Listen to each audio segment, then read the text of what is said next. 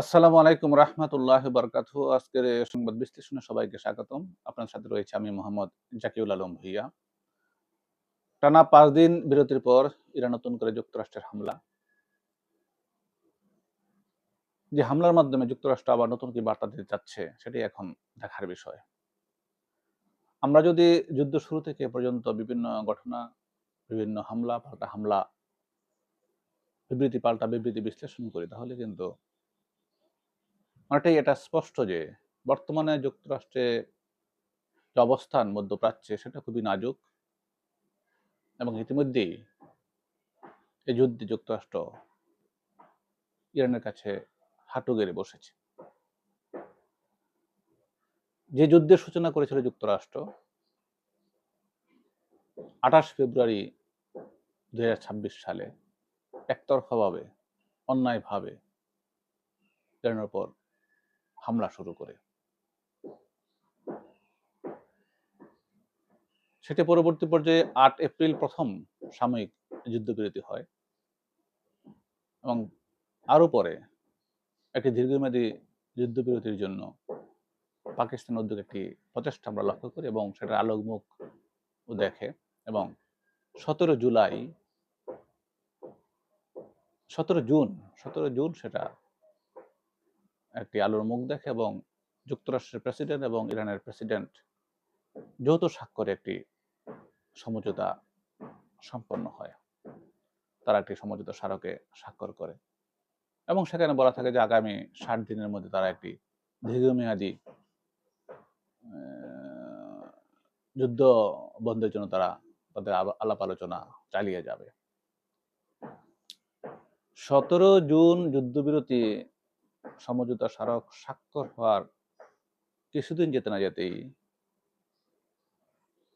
৭ই জুলাই ইরানের উপর যুক্তরাষ্ট্রের ব্যাপক হামলা এবং সেই হামলাটা চলে ৭ থেকে পরবর্তী ১৩ দিন ২০ তারিখ পর্যন্ত এবং ২০ তারিখের পরে যুক্তরাষ্ট্র হামলা নিজে থেকে বন্ধ করে। তারা চাচ্ছিল যে একটি ইরানের সাথে একটি সমঝোতার মাধ্যমে, একটি চুক্তির মাধ্যমে বন্ধ করতে, কিন্তু ইরান সেটাকে গ্রাহ্য করেনি, ইরান রাজি হয়নি এবং শেষ পর্যন্ত নিজে থেকেই যুক্তরাষ্ট্র হামলা বন্ধ করে দেয় এবং এই হামলা বন্ধ করার ৫ দিন বিরতির পর যুক্তরাষ্ট্র আবার নতুন করে হামলা শুরু করল। আসলে যুক্তরাষ্ট্র যে লক্ষ্যে হামলা শুরু করেছিল, তাদের যুক্তরাষ্ট্র এবং ইরানের প্রেসিডেন্টের সমঝোতার স্মারক স্বাক্ষরের পর, এটা ১৭ জুন সেটা স্বাক্ষর হয়েছিল এবং সেটা মধ্যস্থতা করেছিল পাকিস্তান এবং উপসাগরের কয়েকটি দেশ সেখানে নেপথ্যে কাজ করেছে। সেই সমঝোতা স্মারককে উপেক্ষা করে ছুঁড়ে ফেলে দিয়ে যুক্তরাষ্ট্র আবার ৭ জুলাই অতর্কিত ইরানে হামলা শুরু করল। তারা বলল যে হরমুজ প্রণালীতে বাণিজ্যিক জাহাজের অবাধ বিচরণ নিশ্চিত করতে ইরানের উপর সেই হামলা এবং এই হামলা হচ্ছে আইআরজিসির বিভিন্ন শক্তিশালী লক্ষ্যবস্তু, যার মাধ্যমে তারা হরমুজ প্রণালীকে নিয়ন্ত্রণ করছে এবং যুক্তরাষ্ট্র চাচ্ছে এই হামলা দিয়ে আইআরজিসিকে হরমুজ প্রণালী থেকে উচ্ছেদ করতে, যাতে করে বাণিজ্যিক জাহাজগুলো হরমুজ প্রণালী স্বাভাবিকভাবেই স্বাচ্ছন্দ্যে যেন তারা সেটা ব্যবহার করতে পারে এবং সেই হামলা তারা একাধারে ১৩ দিন হামলা চালিয়েছে বিভিন্ন বন্দরে, বিভিন্ন সামরিক স্থাপনায়, বিভিন্ন বেসামরিক স্থাপনায়। তারা সেতু ধ্বংস করেছে, বেসরকারি ভবন ধ্বংস করেছে, মানুষকে হত্যা করেছে। কিন্তু যুক্তরাষ্ট্রের যে বক্তব্য ছিল, যার মাধ্যমে তারা হরমুজ প্রণালীকে ইরানের নিয়ন্ত্রণ মুক্ত করবে, কিন্তু দীর্ঘ হামলার পরেও আজ অবধি কোনো বিশ্লেষকই এটা দাবি করতে পারছে না যে হরমুজ প্রণালী ইরানের নিয়ন্ত্রণ মুক্ত হয়ে গেছে বা যুক্তরাষ্ট্র এটা নিশ্চিত করতে পেরেছে যে সেখান দিয়ে বাণিজ্যিক জাহাজগুলো অবাধে চলাচল করতে পারছে। আজকে আমরা কি দেখছি? আজকে আমরা দেখছি যে যুক্তরাষ্ট্রের এই হামলার পরে, এই বাহিনী হামলার কারণে হরমুজ প্রণালী দিয়ে বাণিজ্যিক জাহাজের চলাচল প্রায় শূন্যের কোঠায় এসে দাঁড়িয়েছে।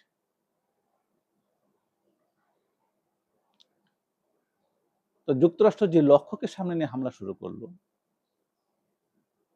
যে এজেন্ডা বাস্তবায়ন করার জন্য তারা সমঝোতা স্মারক ছুঁড়ে ফেললো, উপেক্ষা করলো, শেষ পর্যন্ত তারা সেখানেও ব্যর্থ হলো।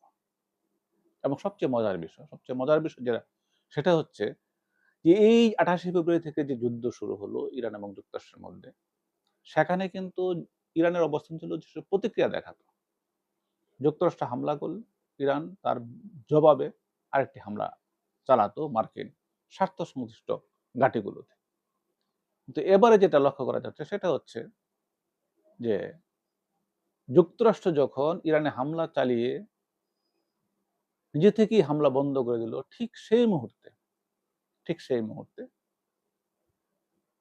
ইরান থেকে যুক্তরাষ্ট্রের ঘাঁটিতে হামলা শুরু করলো এবং জর্দানের সেই ঘাঁটিতে, যুক্তরাষ্ট্রের ঘাঁটিতে ইরান হামলার মাধ্যমে F-35, যাকে কিনা বর্তমানে বিশ্বের সবচেয়ে শক্তিশালী ফাইটার বিমান ধরা হয়, সেটা তারা ধ্বংস করে দিল প্রায় 3টি।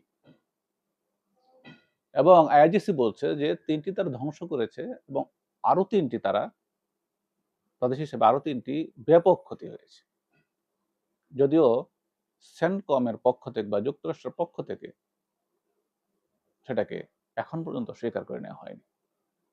তবে ধারণা যে নিখুঁত এবং এই হামলা যে শক্তিশালী ছিল, এটা যে নিখুঁত ছিল, তার বার্তা কিন্তু যুক্তরাষ্ট্রের প্রেসিডেন্ট এবং সেন্টকমের কর্মকর্তাদের বিবৃতির ভাষা থেকেই স্পষ্ট।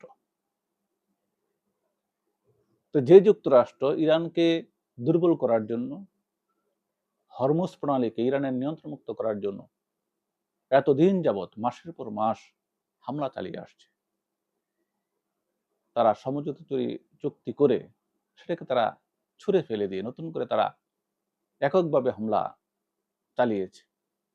কিন্তু শেষ পর্যন্ত যুক্তরাষ্ট্রের অর্জন শূন্য, এটাই এখন প্রমাণিত।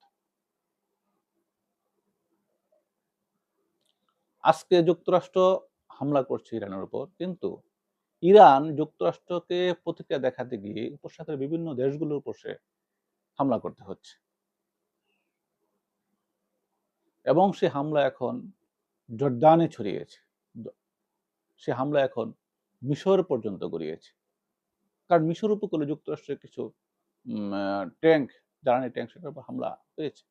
যদিও সেটা ইরান স্বীকার করেনি বা কোনো পক্ষ থেকে এখন দাবি করা হয়নি আসলে হামলাটি কে চালিয়েছে, কিন্তু অবশ্যই এটা প্রমাণিত যে ইরানের কোনো পক্ষের বা ইরানের কোনো পক্ষের গোষ্ঠী সে হামলাটি চালিয়েছে। এদিকে সৌদি আরব এবং যুক্তরাষ্ট্র যৌথ উদ্যোগে ইরাকে হামলা চালিয়েছে ইরানি মিলিশিয়াদের উপর। তার মানে যুদ্ধের বিস্তৃতি করছে। আবার ইরান, সৌদি আরব ইয়েমেনে হামলা চালিয়েছে এবং ইয়েমেনের হুতিরা বলছে তারা এর প্রতিক্রিয়া অবশ্যই দেখাবে এবং তারা সৌদি আরবের যে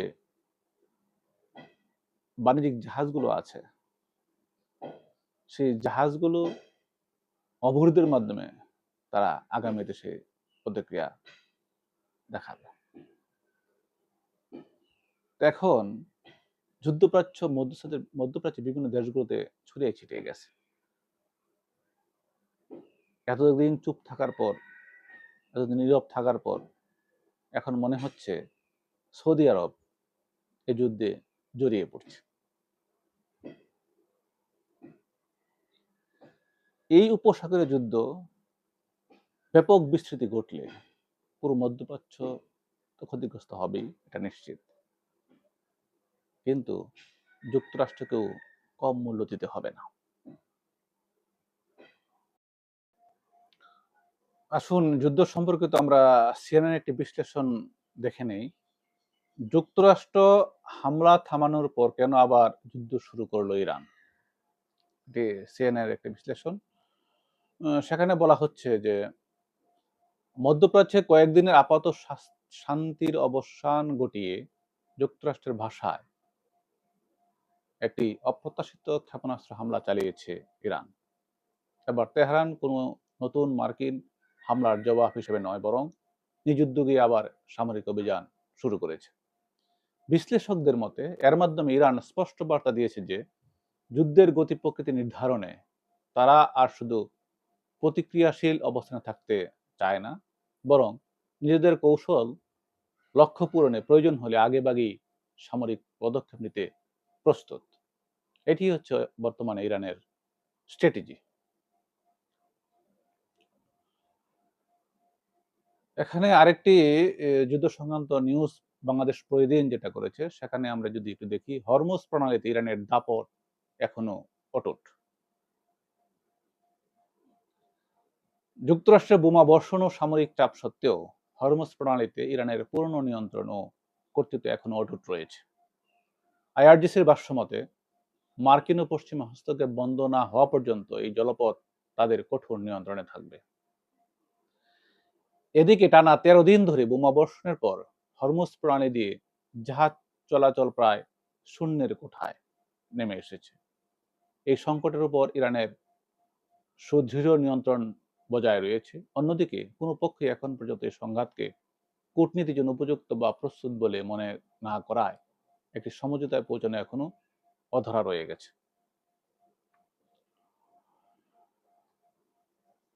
তো এই যে হামলা পাল্টা হামলা এবং এখানে বর্তমানে এই যুদ্ধের এই পর্যায়ে এসে ইরানের যে ভূমিকা, নতুন যে স্ট্র্যাটেজি, যে তারা এখন প্রতিক্রিয়াশীল না থেকে তারা এখন আক্রমণের ভূমিকায় অবতীর্ণ হতে যাচ্ছে। কারণ ইরান বুঝতে পেরেছে তাদের উপর হামলা আসবে এবং সেই হামলাটা হবে বিমান হামলা, এবং ইরানের বিভিন্ন শহর বন্দর সে হামলার ক্ষতিগ্রস্ত হবে। কিন্তু কিছু করার নেই।